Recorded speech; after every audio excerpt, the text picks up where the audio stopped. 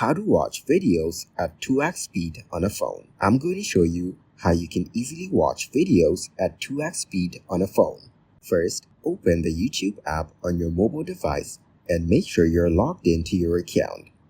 Now scroll through your feed or search for the video you want to watch at 2x speed. Once you've found it, tap on the video to start playing it. Then, tap on the settings icon, which looks like a small gear, located in the top right corner of the video screen. Next, a menu will appear with several options. Tap on playback speed to adjust how fast or slow you want the video to play. Here, you will see a list of speed options. Select 2x to double the speed of the video. Now, you will notice that the video is playing at twice its normal speed, making it faster to watch. You can also apply this to other videos. Simply select another video.